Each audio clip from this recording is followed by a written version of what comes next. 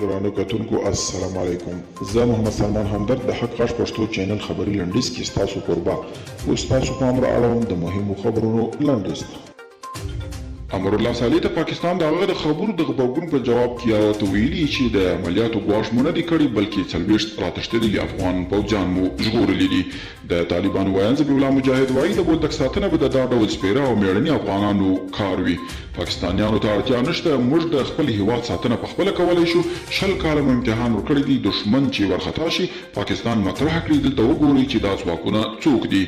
د کندهار سپین بولدک ولسوالۍ په جګړه کې د یو خبریال وژل شوی دی. ځایي سرچینې وایي د دانش صدیقي په نوم د رویټرز خبري اژانس یو خبریال د کندهار سپین بولدک ولسوالۍ کې د جګړې پر مهال وژل شوی دی او سیاسي شنونکي وحید فقیري لیکلي امرالله صالح غواړي چې د خپلې ماتې د پټولو لپاره پاکستان سره ډیپلوماټیکه شخړه جوړه کړي.